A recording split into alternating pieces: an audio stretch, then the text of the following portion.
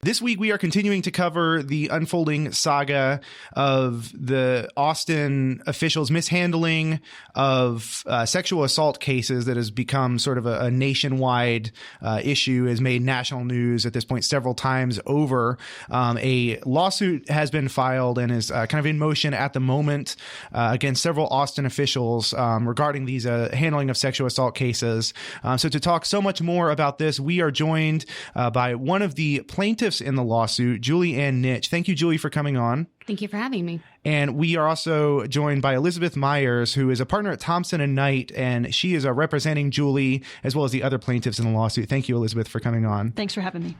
So I'd like to get into what the lawsuit is really all about in the first place. For those people who might not be familiar with what's been going on regarding Austin police handling of sexual assault cases, this has been a very ongoing issue for quite some time. There have been kind of many different phases. So I'm wondering if you can kind of briefly provide a summary of kind of what has led us up to this point and what the lawsuit hopes to address. Sure. So as you correctly pointed out, there's a long history in Austin and in Travis County of mishandling of sexual assault cases, particularly cases that involve female victims. And so last summer, we filed a class action lawsuit on behalf of adult female survivors of sexual assault who were assaulted in Travis County and reported their assaults. So these women bravely did what everyone tells them to do, which is if you are assaulted, report it. And yet they're not seeing any justice done. Their cases aren't being prosecuted. They're not being investigated appropriately. Frankly, they're being re-traumatized in the process of reporting and trying to pursue justice. And so we brought a lawsuit on behalf of those women. We began with 3 named plaintiffs. Julie was one of our original plaintiffs. Shortly after filing the lawsuit in June, we started receiving calls from more women. I think at this point we're close to 100 who have reached out to us to let us know that similar things have happened. We've since amended the complaint. We now have 8 named plaintiffs, still on behalf of thousands of women. And we also have other clients who are not yet named in the lawsuit. So this lawsuit names quite a few people in regard to who is supposed to have mishandled the sexual assault cases, including, I believe, Austin Police Chief Brian Manley, former Austin Police Chief Art Acevedo, the former Travis County District Attorney Rosemary Lemberg, as well as Travis County Sheriff Sally Hernandez. I'm wondering if you can go through the problems here. Like, essentially, what are the sort of the systemic failings that have kind of continued to happen? Well, so they run the gamut, but I want to offer a quick correction. Travis County Sheriff Sally Hernandez was actually dropped out of the lawsuit, and so the current version of the complaint is against the city. That oversees APD, the current and former police chiefs, Travis County, because they're the entity that oversees the DA's office, and then the current and former DAs.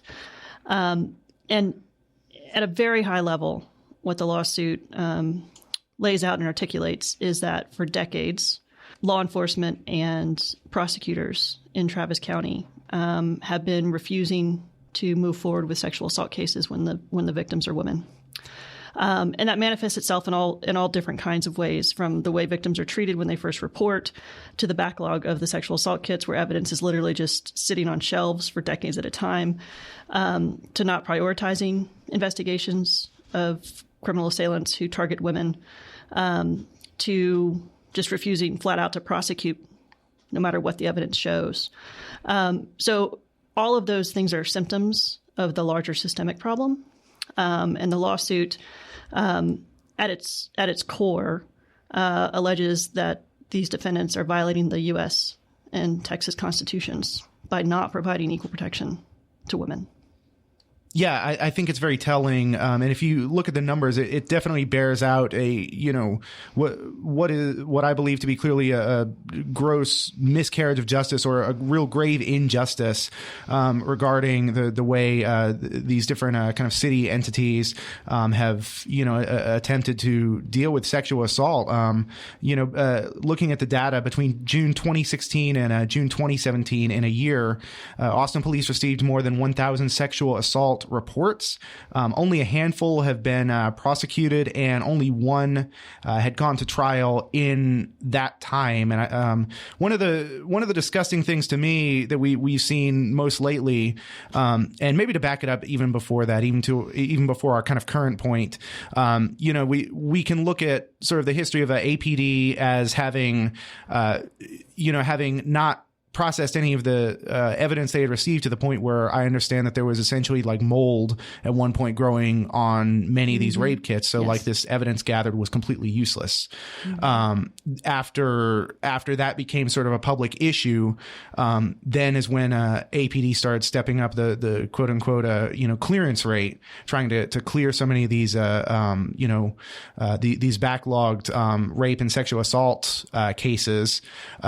And then that's actually what made the national news, because the way they were handling that, many have accused them of essentially fudging the numbers, where they were using the mechanism of exceptional clearance to clear I believe a majority of their cases, but the actual exceptional clearance by and large leads to no prosecution. It's when, according to APD, they said they had an exceptional clearance is when they have a suspect, but something is preventing them from moving forward with that. And, Austin Police Chief Brian Manley has many times essentially said, resorted to essentially kind of a victim blaming tactic of saying that the reason that these cases are not getting are not going to prosecution is because the victims themselves or the survivors themselves do not want to prosecute. But I think looking at this lawsuit and looking at the reaction of groups like the Survivor Justice Project, it bears out that people who go forward do want some sort of justice, and they're not getting it. So I'm wondering, Julie, if you can kind of talk about your own experience with this. They don't want some sort of justice. They want justice. Yes. I've been working with Survivor Justice Project. And again, that's another movement started by women to help women get through this process. But what we really want to see is systematic change. And that's what I really want people to understand is that, they talk about, well, we've cleared the backlog. Well, those still are not put in CODIS, which of course is the federal system where violent offenders DNA is held. And that's the issue. If the police, and it's a cultural issue, if the police seemingly have this, and I can't say it's for sure, but it seems to me and other survivors that there is this culture of, well, it was consensual and she changed her mind. That's her fault. Or, oh, well, she just did it and is embarrassed now. So now she's trying to make an excuse. And that's a culture that is pervasive in our criminal justice system when it comes to sexual assault. And that's what we've seen time and time and time again is these detectives telling women, well, we can't prove that it wasn't consensual. And before I was a part of this lawsuit, just because of my, work with Planned Parenthood and other women's organizations, I've had women reaching out to me for years when this happens. And as I testified in front of city council several years ago, I got to a point where I just told them not to report because it was so traumatic to have them, belittled and bullied by these supposed detectives that are supposed to be on their side. So that's the issue is that from the time it happens, the woman is told, we don't really believe you. Can you prove it? I just met someone this weekend who was assaulted in December, mere months ago, who was told, ask your neighbors if they heard you screaming. Do you think a survivor wants to go and ask her neighbors, hey, did you hear me getting raped last night? And that's the same thing they told me. Wow. Ask your neighbors if they saw anything. This is the way we are treated. So from that very instance, they take your body and they violate you essentially all over again. Photograph, collect evidence over your whole body. If I'm willing to go through all of that, I want justice. And then it's just dropped. There's nothing else. And then you have people like SAFE, Survivor Justice Project. Whenever we testified and got the EMDR treatment, the woman I just talked to is now at least getting therapy for what she went through. But it's just women trying to help women get through this. At what point do we stand up and say our tax dollars, our rights, They're a part of this system. You're supposed to be prosecuting, investigating, keeping people safe. That's what you're paid for. At what point do we stand up and say, do your damn job and stop treating us this way? Because that's what I mean. Until you're convicted of a violent offense, your DNA doesn't go in the system. So 1 million women can continue to do these DNA kits and these rape kits. But until you catch him the first time, he just keeps getting away with it.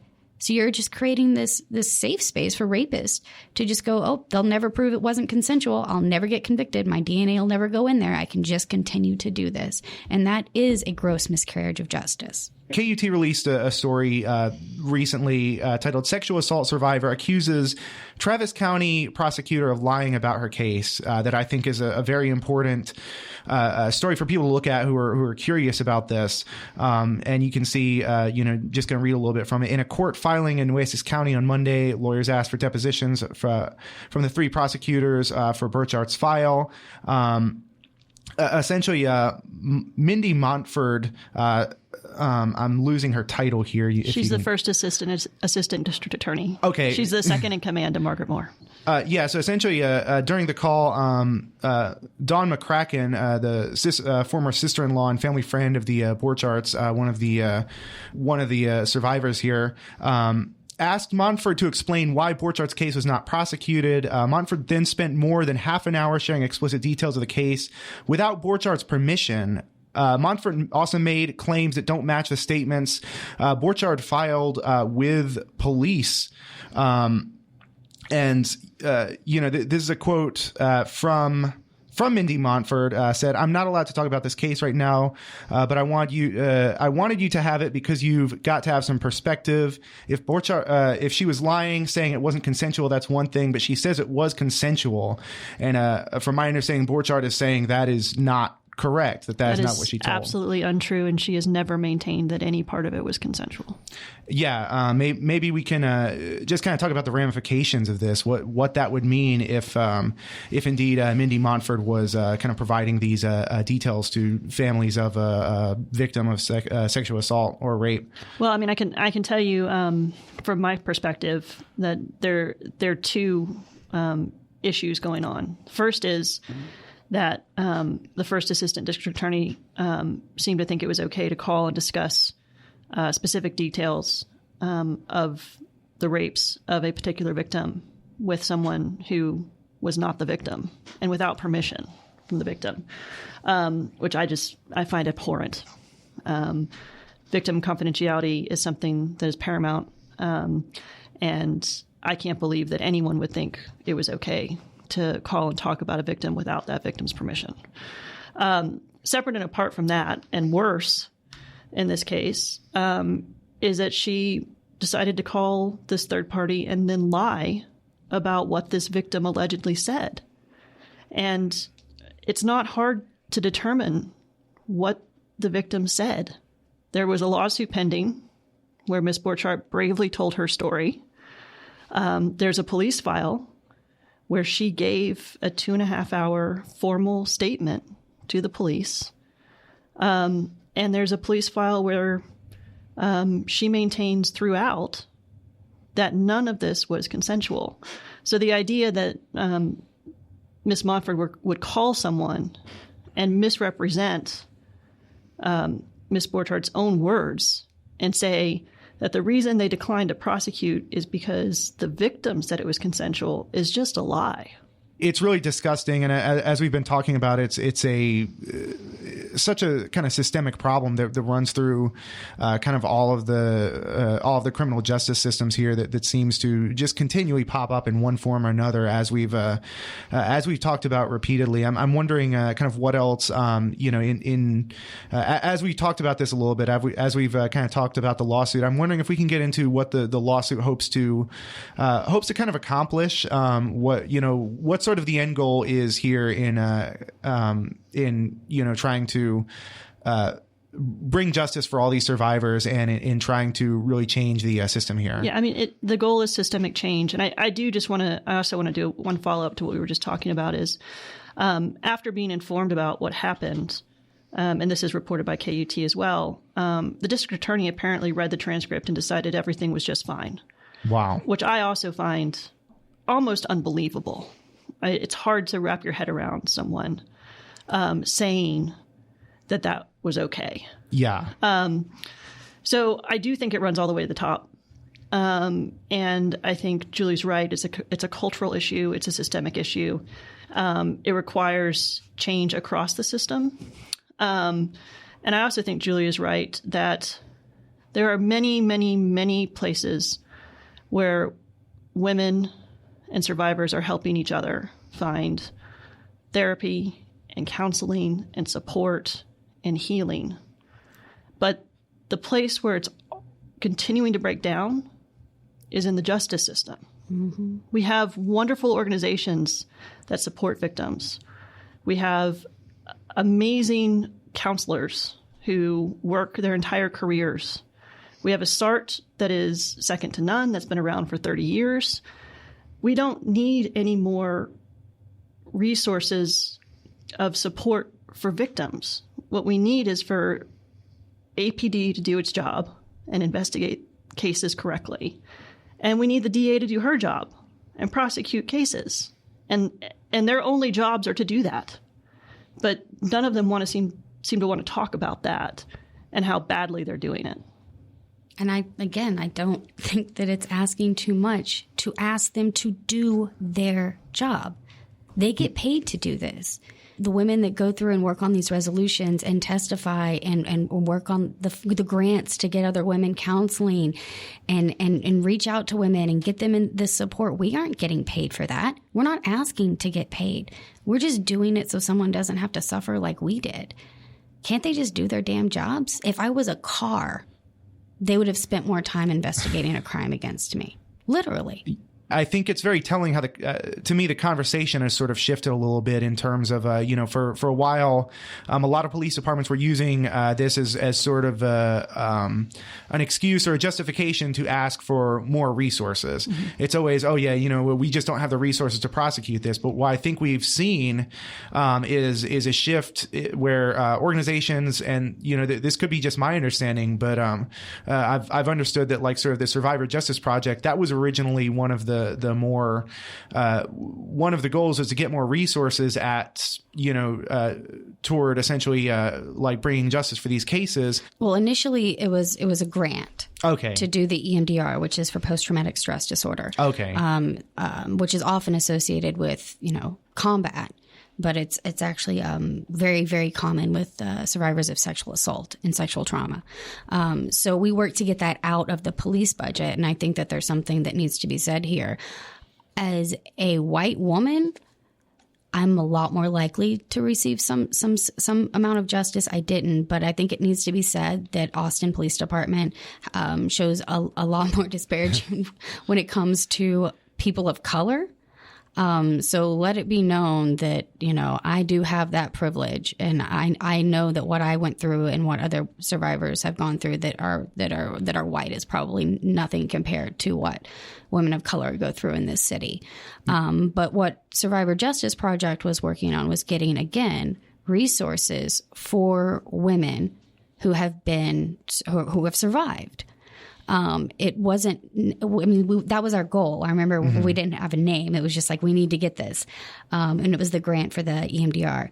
But then we kind of started, what is our next step? What is our next step? And that's kind of how, this continues to move forward over the last several years.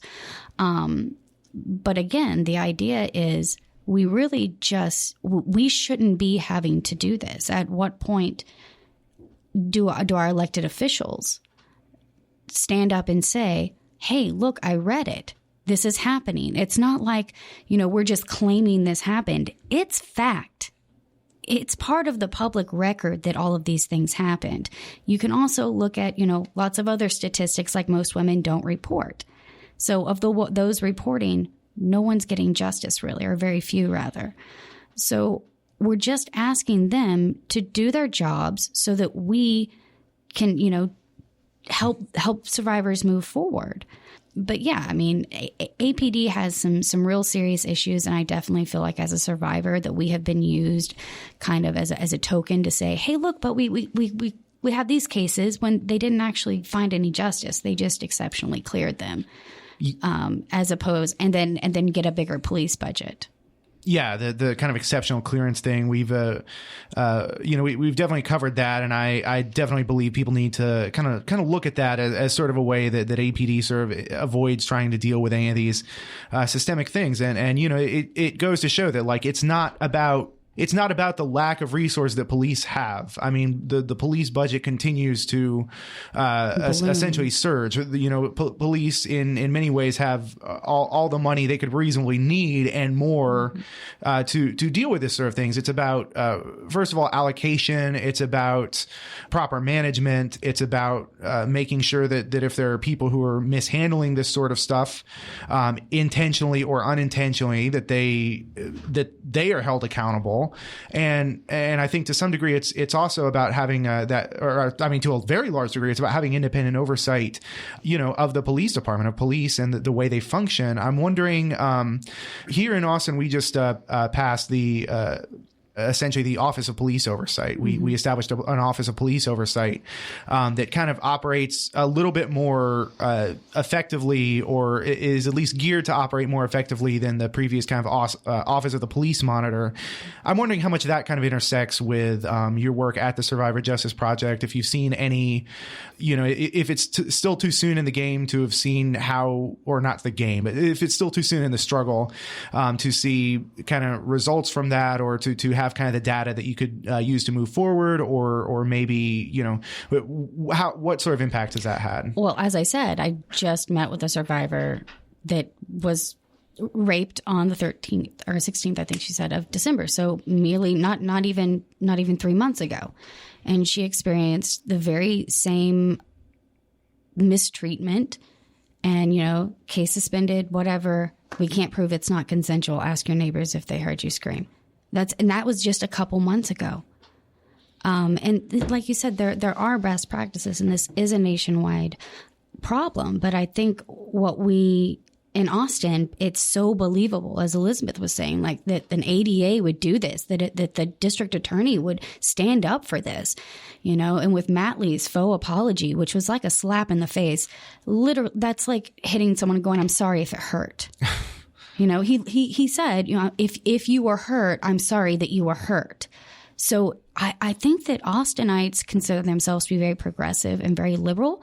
So they really don't want to hear this issue. They don't want to hear what's happening in their city, because I've been screaming this to the rooftops for years, and nobody wants to listen because they refuse to believe it can be that bad. But whenever, you sit down with the articles, you watch the documentaries, you listen to the testimony, you realize, my God, they're doing nothing to prosecute or bring justice, not only for the survivors, but like I said, until you get convicted, you don't go into that system.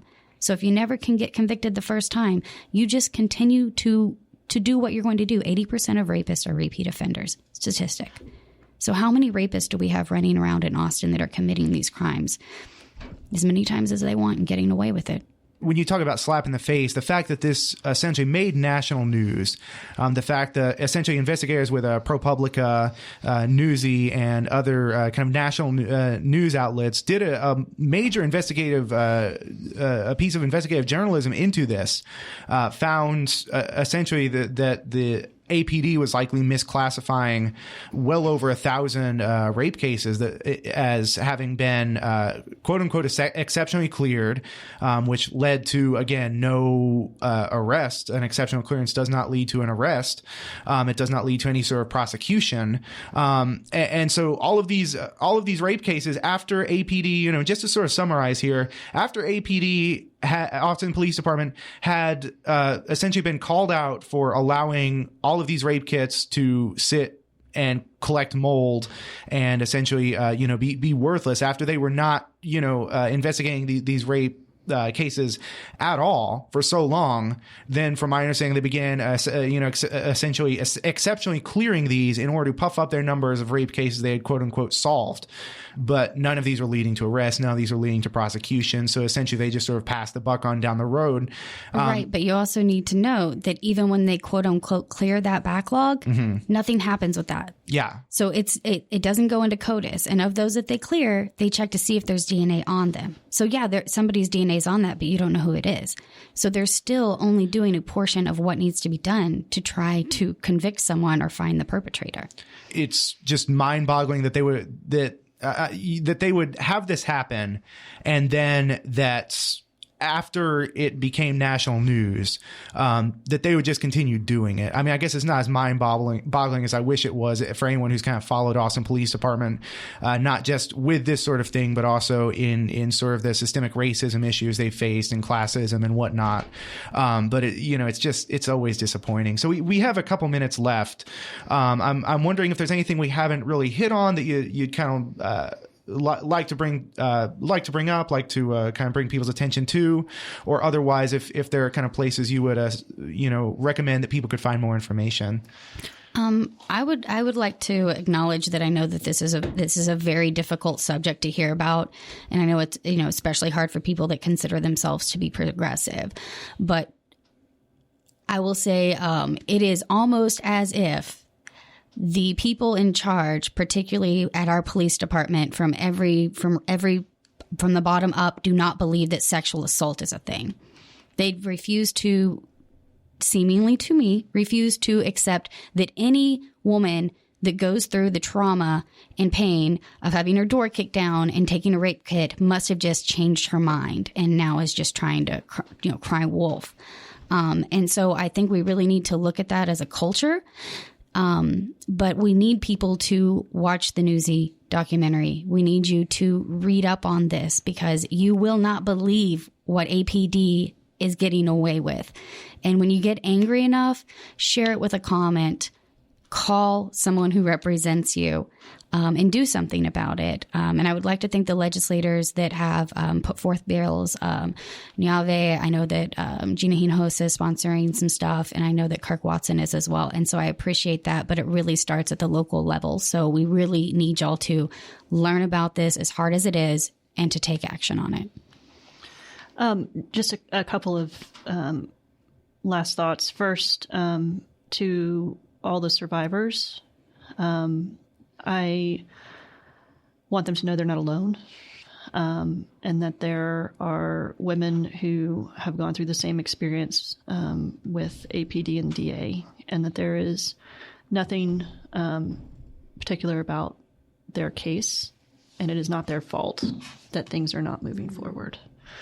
I don't think it's possible to understand until you start looking at it as a system, that it literally is the system, and it's not any individual survivor. But to a person, every woman I've spoken to thought that there was something wrong with them or their case, and that's why it didn't go forward. And so I want survivors to know that that's not true. Our case is about women who have bravely come forward and did the thing that everyone tells women they should do when they're the victim of a crime. They reported it. The vast majority of them also got rape kits done. The idea that women who have been violated physically and emotionally and have found the courage to report that and then follow through with an investigation process that often includes many, many hours of a rape kit, then suddenly don't want to prosecute their rapists is insane. Mm-hmm. I don't have a better word for that. If those cases aren't being prosecuted, it's not because the women don't want them prosecuted. Mm-hmm. It is something else. And that something else is a system that doesn't prioritize women and crimes against them. And it's wrong, and it's immoral, and it's horrifying that it's happening in Austin, Texas. As an Austinite, I'll tell you, I can't believe it. It's also unconstitutional, and it's illegal, and they need to stop doing it. Yeah, absolutely. So we're going to go ahead and wrap it up there. We have been joined by Julie Ann Nitsch, who's one of the plaintiffs involved in a lawsuit against several Austin officials. We have also been joined by Elizabeth Myers, a partner at Thompson Knight, representing Julie and other plaintiffs on this lawsuit. Thank you both very much for coming on the show today. Thanks for having us. Thank you. You have been listening to People's Republic. People's Republic originates on KOOP 91.7 FM Austin and is also broadcast on WHIV 102.3 FM New Orleans. We are also available as a podcast on SoundCloud, Spotify, Spreaker, Stitcher, iTunes, or wherever podcasts are podded. Stay tuned.